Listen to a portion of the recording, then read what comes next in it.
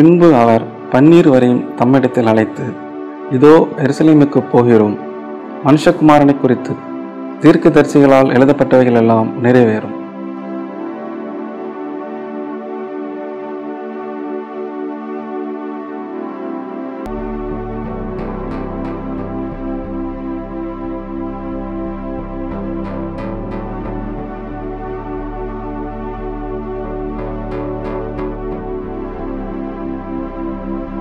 ஆண்டவரும் உலக இரட்சகருமா இருக்கிற இயேசு கிறிஸ்துவின் நாமத்தினாலே உங்கள் யாவருக்கும் அன்பின் ஸ்தோத்திரங்களையும் வாழ்த்துக்களையும் தெரிவித்துக் கொள்கிறேன்.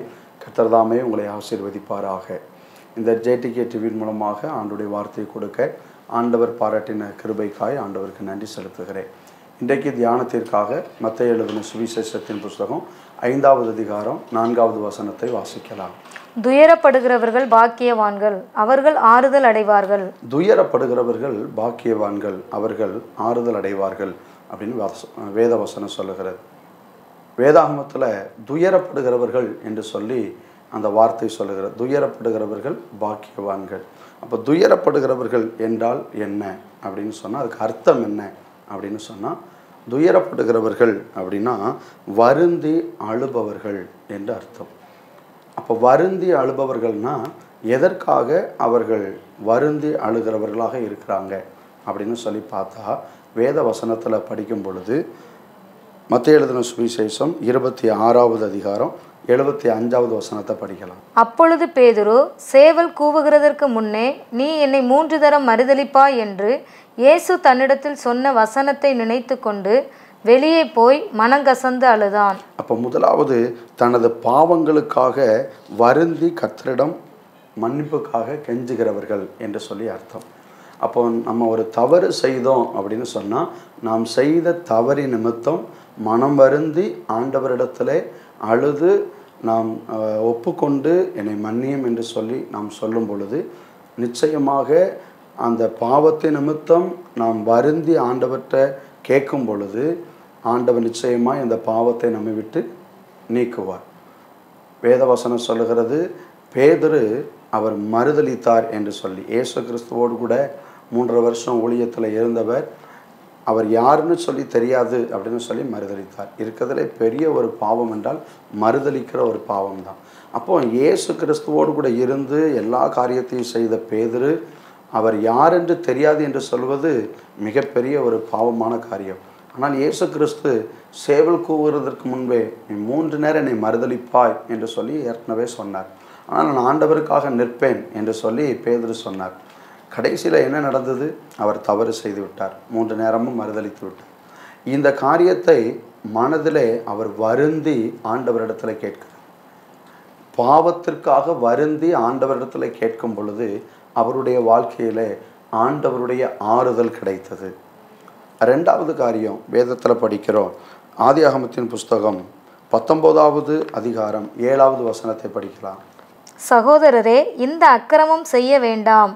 சகோதரரே, இந்த அக்கிரமம் செய்ய வேண்டாம். இதை சொல்லுகிறது யார் என்றால் லோத்து.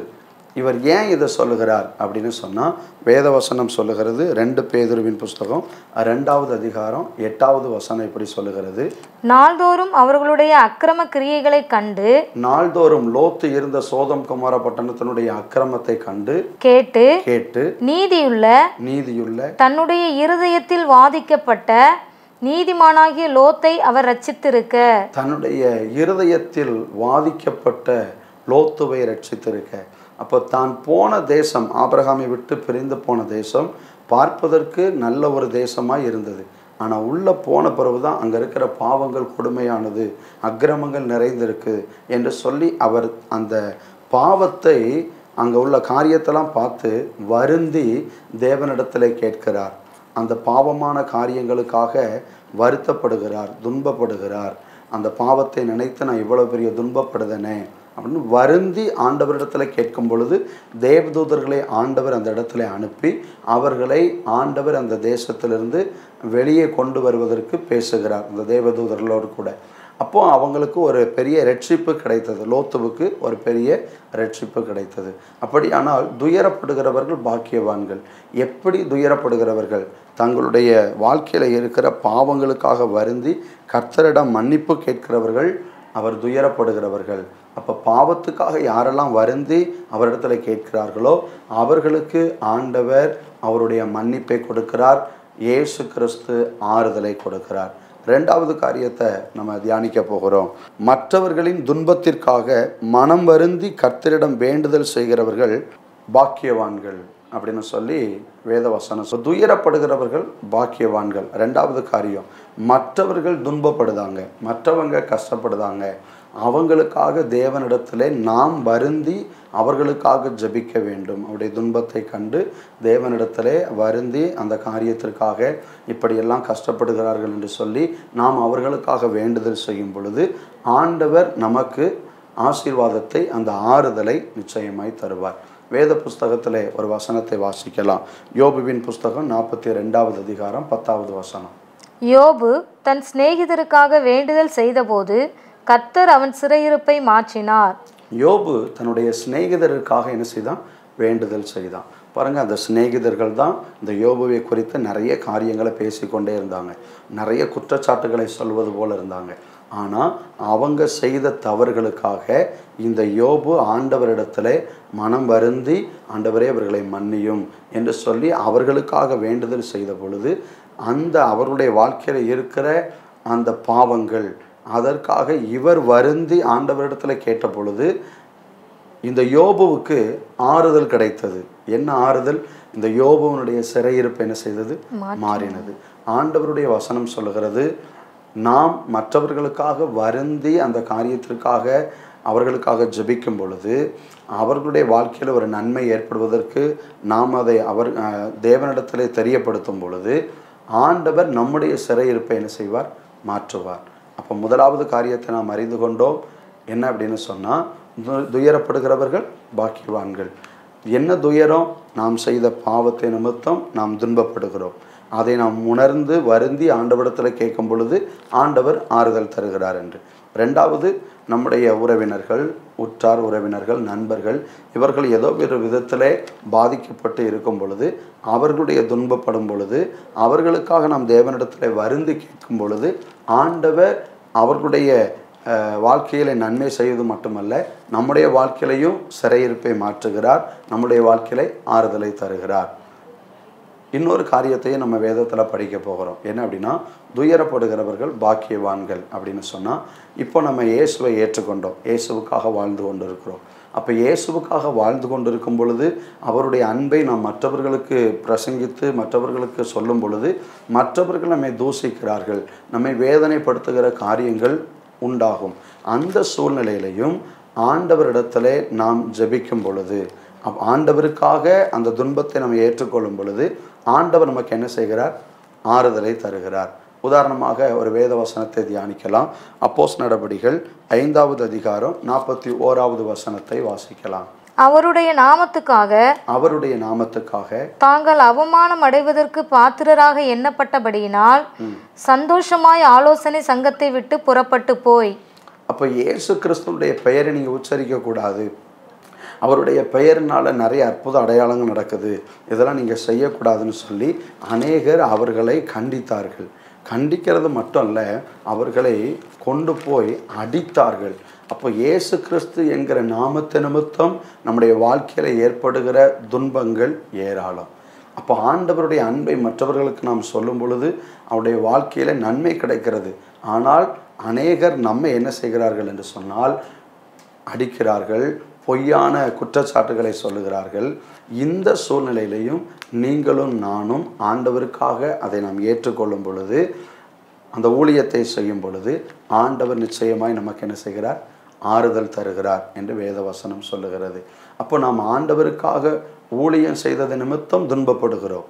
அப்படிப்பட்ட துன்பத்திற்கு ஆண்டவர் ஆறுதல் தருகிறார். அதனால தான் வேதவசனம் சொல்லுகிறது, துயரப்படுகிறவர்கள் பாக்கியவான்கள், அவர்கள் ஆறுதல் அடைவார்கள். அப்போ 3 விதத்தில் இந்த துயரத்தை சொன்னேன். முதலாவது, நம்முடைய பாவத்தை நிமித்தம் நாம் தேவனிடத்தில் வருந்தி நாம் பாவம் செய்ததினாலே துயரப்படுகிறோம். ஏன்னா பாவத்தின் சம்பளம் மரணம், அது ஒரு பெரிய துயரம். அதற்கு நம்ம வருந்துகிறோம், நான் தவறு செய்து விட்டேன், பேதுரு நான் மறுதலித்தது பெரிய தவறு என்று சொல்லி அதை ஆண்டவரிடத்தில் சொன்ன பொழுது ஆண்டவர் அதை மன்னித்தார். அதே பேதுருவை எடுத்து ஆண்டவர் பயன்படுத்தினார், ஆறுதலை பெற்றுக்கொண்டார். ரெண்டாவது, மற்றவர்கள் நம்முடைய வாழ்க்கையிலே ஏதாவது ஒரு காரியத்தை சொல்லும் பொழுது, உறவினர்கள், நண்பர்கள் அவர்கள் வித்தியாசமான வார்த்தைகளை சொல்லும் பொழுது, நாம் அவர்களுக்காக அதை வருந்தி தேவனிடத்திலே வேண்டுதல் செய்யும் பொழுது, யோபு தன்னுடைய நண்பர்களுக்காக வேண்டுதல் செய்த பொழுது ஆண்டவர் அவர்களுக்கு நன்மை செய்தார், யோபுவுடைய சிறையிருப்பையும் மாற்றினார். அப்போ மற்றவர்களுக்காக நம்ம வேண்டுதல் செய்யும் பொழுது, அதை ஆண்டவரிடத்தில் விண்ணப்பம் பண்ணும் பொழுது நமக்கு ஆண்டவர் ஆறுதலை தருகிறார். மூன்றாவது காரியம், இயேசு கிறிஸ்துவுக்காக நாம் ஊழியம் செய்யும் பொழுது, ஆண்டவருடைய அன்பை சொல்லும் பொழுது, மற்றவர்கள் நம்மை தூசிக்கும் போது, மற்றவர்கள் நம்மை ஏளனமாய் பேசும் பொழுது, மற்றவர்கள் நம்மை அவமானப்படுத்துகிற சூழ்நிலை ஏற்படும் பொழுது, அந்த துன்ப நேரத்திலையும் ஆண்டவரை நோக்கி ஆண்டவருடைய அன்பிற்காக நீங்களும் நானும் அதை சகித்து கொண்டு ஏற்றுக்கொண்டால் ஆண்டவர் நமக்கு ஆறுதலை தருகிறார். கடைசியாக ஒரு வசனத்தை வாசிக்கலாம். வேதத்திலே சொல்லப்பட்டிருக்கிறது. அப்போஸ்தலர் நடபடிகள் 20வது அதிகாரம் 19வது வசனம். வெகு மனத்தாழ்மையோடும் மிகுந்த கண்ணீரோடும் யூதருடைய தீமையான யோசனைகளால் எனக்கு நேரிட்ட சோதனைகளோடும் நான் கர்த்தரை சேவித்தேன். யூதர்களால் தனக்கு வந்த தீமையான யோசனைகளால் நான் ரொம்ப பாதிக்கப்பட்டேன், ரொம்ப வேதனை அடைந்தேன் அப்படின்னு சொல்லி அப்போஸ்தலனாகிய பவுல் சொல்லுகிறார். அப்போ ஊழியத்தின் நிமித்தம் நிறைய பாடுகளை அவர் ஏற்றுக்கொண்டார். அந்த துயரங்கள் ஏராளமாக இருந்தது. அவர் துயரப்பட்டார் இயேசுவுக்காக. அதனால் என்ன கிடைத்தது? ஆண்டவருடைய வசனம் சொல்லுது, அவருக்கு மிகுந்த ஆறுதல் கிடைத்தது. பரலோக ராஜ்யத்திலே ஒரு பெரிய ஆறுதலை கர்த்தர் நமக்கு வைத்திருக்கிறார். ஆண்டவருடைய நாமம் மகிமைப்படுவதாக. உங்களுக்கு முன்பாக பிரசங்கிக்கிற நான், என்னுடைய பெயர் சுரேஷ். என்னுடைய சொந்த ஊர்னு சொன்னால் முக்குடல் பக்கத்தில் இருக்கிற மயிலபுரம். அந்த கிராமத்தில் தான் நாங்கள் வாழ்ந்து வந்தோம். எங்கள் அப்பா ஒரு இந்து சாமியாடி. அவர் சாமியாடுகிற ஒரு குடும்பத்தில் தான் நான் அவருக்கு பிள்ளையாக பிறந்தேன். எங்கள் வீட்டில் மொத்தம் 4 பேர். ஆனால் எங்கள் வீட்டில் நிறைய கஷ்டங்கள், நிறைய வேதனைகள். நான் 9ஆம் கிளாஸ் படிக்கும்போது நான் ஃபெயில் ஆகிட்டு எங்கே போகணுன்னு தெரியலை. அப்படியே ஒரு சின்ன சைக்கிளை வச்சு சுற்றி எல்லா பக்கமும் அப்படியே அலைந்து கொண்டே இருக்கிறேன். எங்கள் வீட்டில் யாரும் என்னை ஏற்றுக்கொள்வதாக இல்லை, என்னுடைய நண்பர்கள் என்னை ஏற்றுக்கொள்ளலை. அந்த சூழ்நிலையில் நான் அந்த முக்குடலில் அந்த கீழ பஜாரில் அப்படியே சைக்கிளில் போகும்பொழுது அதில் ஒரு இடத்துல ஒரு வீட்டில் விபிஎஸ் நடந்தது. சின்ன பிள்ளைகளுக்காக விபிஎஸ் என்று நடந்தது. அந்த விபிஎஸ்ஸில் நிறைய சின்ன பிள்ளைங்க இருந்தாங்க. அவங்களுக்கு மத்தியில் என்னுடைய சைக்கிளை விட்டுட்டு அவங்க போய் உள்ளே போய் அங்கே உட்காந்து அவங்க சொல்கிறதெல்லாம் கவனித்தேன். அவங்க பாட்டு பாடினாங்க, அவங்க கதைகள்லாம் சொன்னாங்க, எல்லோரும் கேட்டுக்கிட்டே இருந்தாங்க. நானும் ரொம்ப கவனமாக கேட்டுக்கிட்டு இருந்தேன். நான் போனதுக்கு காரணம் என்னென்னா, எனக்கு எங்கேயுமே நிம்மதி இல்லை. எங்கள் வீட்டில் ஏற்கனவே கஷ்டப்பட்டுக்கிட்டு இருக்கிறோம், இதை யார் மாற்றுவா என்று சொல்லி தான் நான் அந்த இடத்துக்கு அப்படியே சுற்றிக்கிட்டே போகும்போது அந்த இடத்துல போய் உட்கார்ந்துருந்தேன். ஆனால் அங்கே நடந்த காரியம் என்ன அப்படின்னு சொன்னால், அவர்கள் செய்த ஒவ்வொரு காரியமும் ரொம்ப எனக்கு வித்தியாசமாக இருந்தது. என்னுடைய வாழ்க்கையில் நான் அப்படி பார்த்ததே கிடையாது. அன்றைக்கி விபிஎஸ் முடிஞ்சு நான் வீட்டுக்கு போயிட்டேன். 2வது நாளும், ஏன்னா ஒவ்வொரு நாளையும் லீவு நாள் கடத்திக்கிட்டே போகணும், என்ன செய்ய அப்படின்னு சொல்லி அடுத்த நாளும் நான் போயிருந்தேன். இப்படி ஒவ்வொரு நாளும் போகும்பொழுது அங்கே நடந்த ஒரு காரியம் என்னன்னு சொன்னால், ஏற்கனவே துயரத்தோடு கூட இருக்கிறேன். என் வாழ்க்கையில் யார் என்னுடைய வாழ்க்கையில் என் கண்ணீரை மாற்றுவா? நான் ஃபெயில் ஆகிட்டேன், எனக்குன்னு ஒரு வாழ்க்கை இருக்கா? யார் எனக்கு ஒரு ஆறுதலான காரியத்தை செய்ய முடியும் அப்படின்னு கேள்விக்குறியில் தான் நான் அந்த விபிஎஸ்க்கு போயிருந்தேன். அப்போ பாருங்கள், அங்கே இருக்கிற போதகர் அவர் என்ன செஞ்சார்னு சொன்னால், என்னுடைய தோள் மேலே கை போட்டு இயேசு உன்னை நேசிக்கிறார் என்று சொன்னார். எனக்கு ரொம்ப ஆச்சரியமாக இருந்தது. காரணம் என்ன தெரியுமா? நான் ஒரு அழுக்கு ட்ரௌசர் போட்டிருந்தேன், ஒரு அழுக்கு சட்டை போட்டிருந்தேன். என் மேலே அவ்வளவு வியர்வை நாற்றம் இருக்கும். அந்த போதகர் நல்ல ட்ரெஸ் பண்ணி, நல்லா இன் பண்ணி, நீட்டாக அவங்க அழகாக நல்லா இருந்தாங்க. அவங்க பக்கத்தில் போனாலே நல்ல நறுமணம், அப்படிப்பட்ட நல்ல ஸ்மெல் எடுக்கிற மாதிரி பவுடர்லாம் போட்டு நல்லா இருக்கிறாங்க. ஆனால் அவங்க பக்கத்தில் அழுக்கு ட்ரெஸ்ஸோட வேர்வை நாற்றத்தோடு நான் அப்படியே நின்றுக்கிட்டு இருந்தேன். அப்போது அந்த போதகர் என் தோள் மேலே கை போட்டு இயேசு உன்னை ரொம்ப நேசிக்கிறார் அப்படின்னு சொன்னாங்க. நான் ரொம்ப கூனி குறுகி அப்படியே ஒடுங்கிக்கிட்டே தூரம் நவுண்டு போகிற மாதிரி இப்படி போயிட்டுருக்கிறேன். எனக்குள்ள ஒரு கேள்வி வந்தது. என்ன கேள்வி தெரியுமா? இந்த இயேசு கிறிஸ்து உனக்காக இரத்தத்தை சிந்தினார், உனக்காக மரித்தார், மூன்றாவது நாள் உயிரோடு கூட எழும்பினார், இன்றைக்கும் உயிரோடு கூட இருக்கிறார் என்று சொல்லி அவர்கள் சொல்லும் பொழுது நான் இயேசுவை பார்த்ததில்லை. ஆனால் இயேசுவை நம்புகிற ஒரு போதகர், இயேசுவுக்காக ஊழியம் செய்கிற ஒரு போதகர், இவரே இந்த நாற்றம் பிடித்த என் மேலே தோள்களில் கைகளை போட்டு என்னை இவ்வளவு நேசித்து அன்பாய் பேச முடியும் என்று சொன்னால், இந்த இயேசு கிறிஸ்து என்னுடைய பாவத்தை மன்னிக்க முடியும். நான் இயேசுவை பார்த்ததில்லை, ஆனால் அந்த போதகர் மூலமாய் நான் அறிந்து கொண்டது என்ன அப்படின்னு சொன்னால், அந்த போதகருடைய கைகள் என் மேலே பட்ட உடனே எனக்கு பயங்கர ஷாக்காகவும் இருந்தது, சந்தோஷமாகவும் இருந்தது. இப்படிப்பட்ட ஒருவனை, இயேசுவை ஏற்றுக்கொண்ட ஒரு போதகர், ஊழியம் செய்கிற போதகர் நேசிக்க முடியும் என்று சொன்னால், என்னை இயேசு கிறிஸ்து எந்த அளவுக்கு நேசிப்பார், என்னுடைய பாவத்தை நிச்சயமாய் மன்னிப்பார் என்று சொல்லி நான் அறிந்த பொழுது என்னுடைய பாவத்திற்காக நான் வருந்தி ஆண்டவரிடத்தில் மன்னிப்பு கேட்டேன். ஆண்டவரே, நான் செய்த நிறைய தவறுகள் உண்டு என்று சொல்லி என்னுடைய பாவத்திற்காக நான் ஆண்டவரிடத்தில் வருந்தி மன்னிப்பு கேட்டு அந்த விபிஎஸ்ல நான் இயேசுவை நோக்கி ஜெபித்தேன். இயேசுவே, எனக்கு ஒரு மனம் திரும்புதலை தாரும், ஒரு ரட்சிப்பை தாரும் என்று சொல்லி ஆண்டவர் அந்த பாவ வாழ்க்கையிலிருந்து விடுதலையாக்கி எனக்கு ஆறுதல் தந்தார். இந்த செய்தியை கேட்கிற தேவ ஜனமே, சாமியாடியினுடைய மகனை இயேசு நேசிக்க முடியும் என்று சொன்னார். என்னுடைய வாழ்க்கையில் இருக்கிற துயரங்கள், பாவத்தினால் நான் ரொம்ப வாழ்ந்து கொண்டிருந்த என்னுடைய வாழ்க்கையில் அந்த பாவத்திற்காக வருந்தி தேவனிடத்தில் மன்னிப்பு கேட்டு அந்த ஆறுதலை என் வாழ்க்கையிலே நான் பெற்றுக்கொண்டேன். அதே வாழ்க்கையினுடைய ஆசீர்வாதத்தை உங்களுக்கும் இயேசு தர போதுமானவர். நீங்கள் நினைக்கலாம், இப்படிப்பட்ட பாவத்தில் வாழ்ந்து கொண்டிருக்கிறோம், யார் எங்களுக்கு ஆறுதல் செய்ய முடியும்? நாம் செய்த பாவத்தை நிமித்தம்தான் அநேக துன்பங்களை நாம் அடைகிறோம். அப்போ சாபங்களும் பாவங்களும் எங்கள் வாழ்க்கையில் தொடர்ந்து கொண்டு இருந்தது. அப்படிப்பட்ட சூழ்நிலையில் தான் நான் இயேசுவை ஏற்றுக்கொண்டேன். என்னுடைய வாழ்க்கையில் இயேசு ஆறுதல் தந்தார். அதனால தான் வேதவசனம் சொல்லுகிறது, துயரப்படுகிறவர்கள் பாக்கியவான்கள், அவர்கள் துயரப்படுகிறவர்கள் பாக்கியவான்கள், அவர்கள் ஆறுதல் அடைவார்கள் என்று சொல்லி வேதவசனம் சொல்லுகிறது. என்னுடைய வாழ்க்கையில் நடந்த இரண்டாவது காரியம் என்ன தெரியுமா? எங்களுடைய அப்பாவுக்காக நான் ஜெபித்தேன். எங்கள் அப்பா ஒரு இந்து சாமியாடின்னு சொன்னேன். ஆனால் எங்கள் அப்பாவுடைய வாழ்க்கையில் திடீர்னு சொல்லி அவங்க நடக்க முடியாமல் காலை அப்படியே ஊனி ஊனி ஒரு நாள் நடந்துக்கிட்டே இருந்தாங்க. நான் இப்போ அவங்கள பார்த்தேன், என்னப்பா செய்யுதுன்னு சொல்லி கேட்டேன். அவங்க சொன்னாங்க, காலில் வலி இருக்குது அப்படின்னாங்க. ரெண்டாவது நாள் பார்த்தேன், கால் அப்படியே ரொம்ப இழுத்து நடந்தாங்க. என்னன்னு கேட்டேன், கொஞ்சம் வலி இருக்குதுன்னாங்க.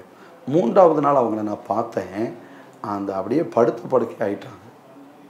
அப்போது நான் 12th ஸ்டாண்டர்ட் படிக்கும் பொழுது எங்கள் என் 12th ஸ்டாண்டர்டு முடித்த பிறகு எங்கள் பாஸ் வீட்டில் ஊழியத்துக்காக அர்ப்பணித்து காலேஜ் ஜெபத்துக்கு போகணுன்னு சொல்லி நான் எங்கள் பாஸ் வீட்டில் தங்கியிருந்தேன்.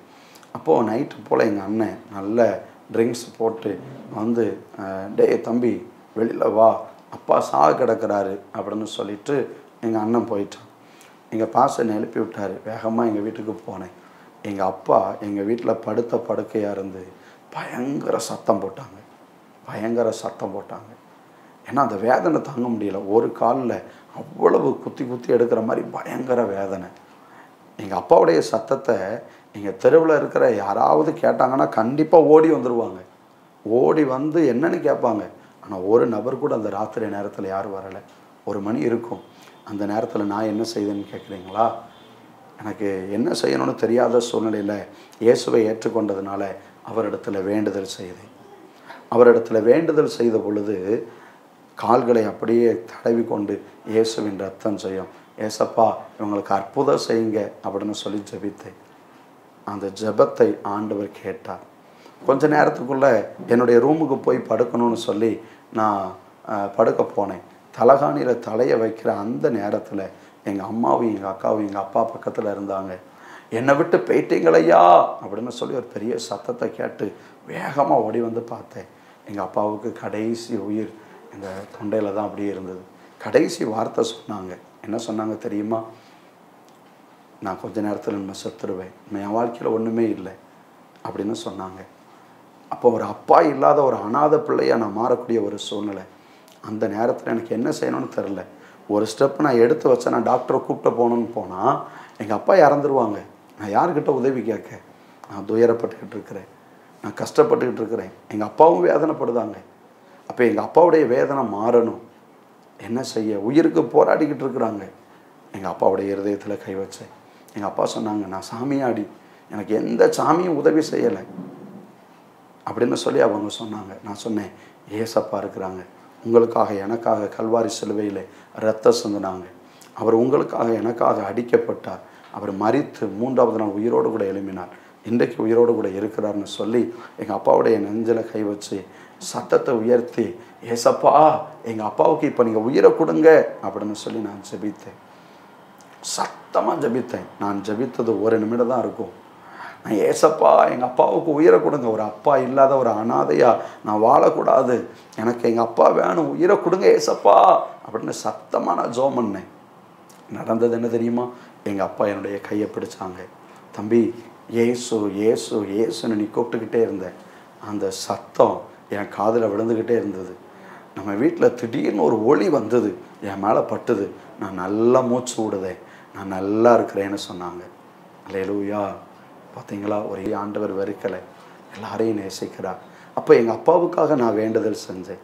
அவங்க படுகிற துன்பத்தில் நான் ஏசப்பா கிட்ட வேண்டுதல் செஞ்சேன். துயரப்படுகிறாங்க, அவங்களுக்காக நான் வேண்டுதல் செய்த பொழுது ஆண்டவர் ஜெபத்தை கேட்டார். எங்கள் வாழ்க்கையில் எங்கள் அப்பாவுக்கு ஜீவனை கொடுத்து ஒரு பெரிய ஆறுதலை தந்தார். டாக்டர்கிட்ட போய் காமிச்சோம், அதில் ஜவ்வு விட்டுட்டுன்னு சொன்னாங்க. அதில் ஆப்ரேஷன் பண்ணால் நடக்கவும் செய்யலாம், நடக்காமலேயும் இருக்கலாம்னு சொன்னாங்க. என்ன செய்யணும்னு தெரில. ஒரு நாள் விட்டு ஒரு நாள் ஊசி போடணும், 100 ரூபாய் ஆகும். ஆனால் கஷ்டமான சூழ்நிலைகள் தான். அந்த நேரத்தில் எங்கள் அப்பாவுக்காக ஜெபித்து கொண்டே இருந்தேன். நடந்த காரியம் என்ன தெரியுமா? எங்கள் சபைக்கு எங்கள் அப்பா ஒரு நாள் வேதனையோடு கூட, ஏன்னா வீட்டில் இருந்து பாத்ரூம் போயிட்டு வீட்டில் வந்து படுக்கணும், அப்படி தான் அவங்க இருக்கணும். ஆனால் அந்த வேதனையோடு கூட சைக்கிள் எடுத்துகிட்டு அப்படியே பல்ல கடிச்சிட்டு அந்த சபையில் பின்னாடி வந்து உட்காந்துருந்தாங்க. அங்கே இருக்கிற ஊழியக்காரங்க சொன்னாங்க, என்ன சொன்னாங்க தெரியுமா? இந்த இயேசு எனக்கு வேணும், எனக்கு ஒரு ஆறுதல் வேணும், நான் ரொம்ப கஷ்டப்படுதேன் அப்படின்னு சொல்லி துன்பப்படுதேன், துயரப்படுதேன் அப்படிங்கிறவங்க முன்னாடி வாங்கன்னு சொன்னாங்க. எங்கள் அப்பா காலை இழுத்துக்கிட்டே முன்னாடி போனாங்க. முன்னாடி போய் அப்படியே போய் நின்னாங்க. ஐயா, நான் ஒரு இந்து சாமியாடி, நான் சாக கடந்தேன், இயேசு எனக்கு உயிர் தந்தார், ஆனால் இப்போ நடக்க முடியாமல் கஷ்டப்படுதேன், எனக்காக வேண்டுதல் செய்யுங்க அப்படின்னு சொன்னோட அந்த ஊழியக்கார் காலில் கை வச்சு, ஏசப்பா உங்களுக்கு அற்புதம் செஞ்சுட்டாங்க, ஆப்ரேஷன் பண்ணாமலே ஏசப்பா அற்புதம் செஞ்சுட்டாங்கன்னு சொன்னாங்க.